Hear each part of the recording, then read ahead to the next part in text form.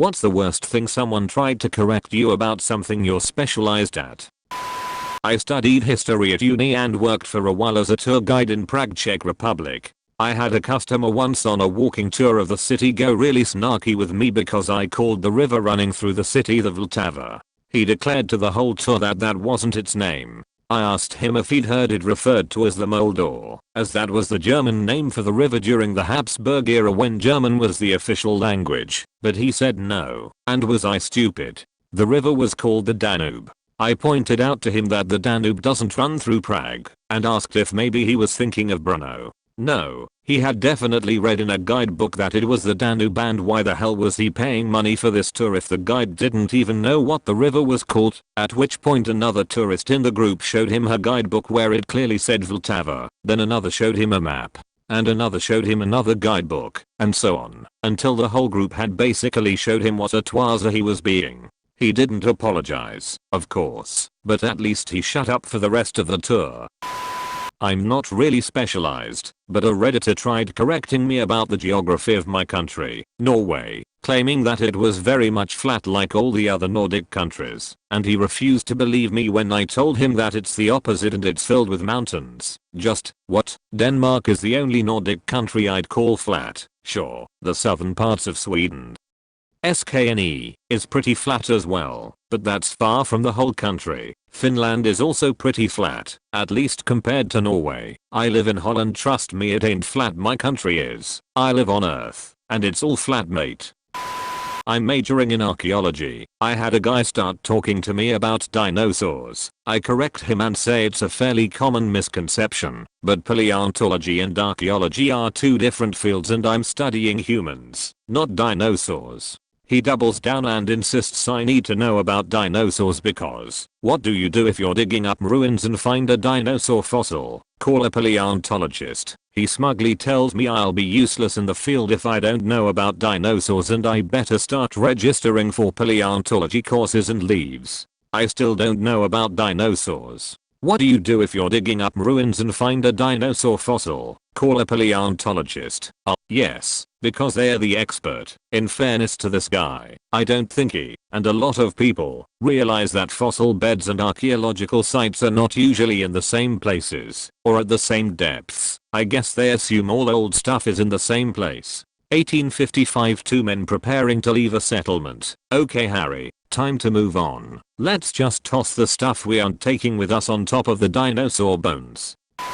I had to leave r/welding for this reason. I'm a welder on nuclear submarines with over 14 different X-ray welding qualifications at this company alone. I would constantly get into arguments with people who are new and have no real world experience with welding. The amount of wrong information being thrown out left and right over there is insane. There are plenty of very knowledgeable folks there, but they are overshadowed by the ignorant. There are plenty of very knowledgeable folks there, but they are overshadowed by the ignorant. Aliens describing Earth to other aliens. It's like Agent K said in MIB, a person is smart, people are dumb panicky animals.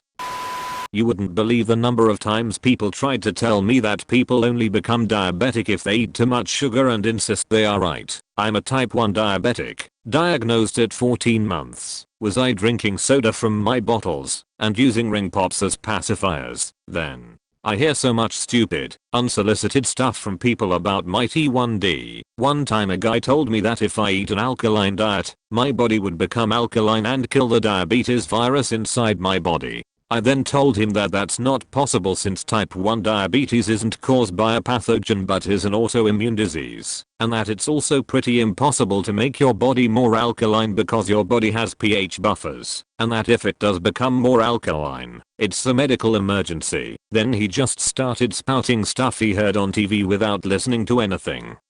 I said, edit, to clear up some confusion. When I say that T1D isn't caused by a pathogen, I mean that a virus or bacteria is not directly responsible for causing the disease, like say how the flu virus is directly responsible for the flu. I know there's a lot of research on some viruses that can trigger an autoimmune response in your body that then causes T1D.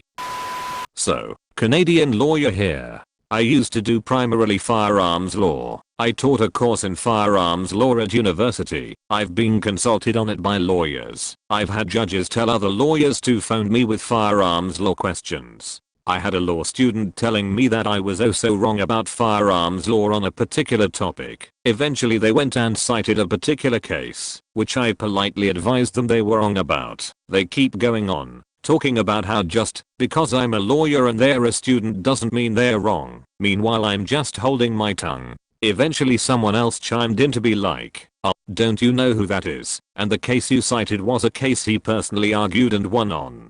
Satisfying AF. Not me, but yesterday I was at a physics lecture given by Donna Strickland, who won the Nobel Prize in Physics last year for her work in lasers. During the questions afterwards some kid, either undergrad or young grad, I didn't know him, was all. I have a comment more than a question, and proceeded to explain some laser technique to her and that she should use it. Her response was yes.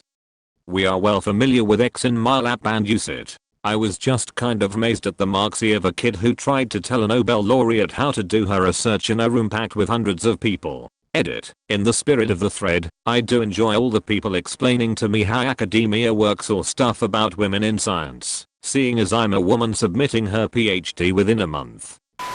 I'm a climber. People tell me to wear gloves all of the time. There is a form of climbing where gloves would be somewhat acceptable, although even then a bit questionable, but in free climbing / bouldering you cannot wear gloves because your fingers actually allow you to grip onto smaller pieces of rock. I totally get you. Got asked that question to a few times and then offered the people to join me and wear gloves. One person joined me once and tried it seriously with those thin woolen gloves, and she realized she had been wrong. She is now my reference person if someone asks the question again.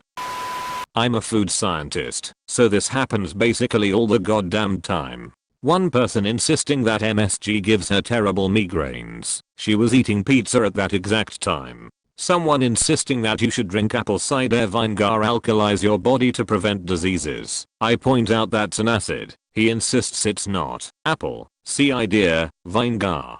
Another person telling me how agave nectar is so much healthier and how I should replace all the sugar I eat with it. I tell her it's just a fructose / glucose mix and you might as well use corn syrup. She got really mad, like irrationally mad.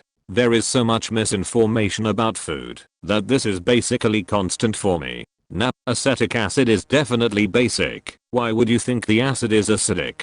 You know what's basic, Karen? Your bitch ass, that's what. Asked to do the rear brakes on a classic Vespa. I think it may have been a 200 rally. Not sure. It was decades ago. So the owner and his pal turn up with the scooter. I loosen off and remove the rear rim and tire. Loosen the hub nut and go to put the rear rim and tire back on. Oh hey, wait a minute mate. What the f you doing? I'm getting the hub off. Not like that you're not. So I tell them I'm going for a cuppa and a smoke and I'll be back when they've removed the hub. 4 hours. 4 bloody hours they were at it. Hub wouldn't budge. Not 1 millimeter. Getting bored I go back to them. Put the rim and tire on. Screw in and tighten 2 wheel bolts and using a mallet hit 3 times in one point. Then 3 times 180 degrees opposite. Rinse and repeat 3 or 4 times. Whole rim / tire / hub assembly lifts off. I charge them 1/2 a day labor for a 30-minute job. I'm a Harley mechanic and I swear most Harley riders have to pretend they know everything about their bike. I don't even argue with them anymore. I just tell them what's up and if they want to debate about it, I say, okay, and walk away, lol. I know a guy who built his Harley entirely or almost entirely from spare parts. His party trick is to ask other enthusiasts what year model it is. The correct answer is all of them. I'm a professional pastry cook. The GM at my new job tried to teach me how to crack eggs. There's a right way to crack eggs. Crack them on something flat rather than on the edge of something. No chance of breaking the yolk prematurely since you don't have an edge to pop the membrane keeping it whole. That's what I do, and I can do one in each hand. He wants me to crack them against each other. My wife has a friend who studied zoology who once told me that cows can't run or jump. I grew up with them. I more than once had to run after or away from them after they had jumped a fence. Cows are fucking fast when they want to be. Our neighbors had a cow who learned how to kneel down and crawl across cattle guards. She roamed the area for years. Couldn't be contained. You have been visited by Money Pigeon. Like the video and subscribe within 5.6 seconds and you will get rich. PG.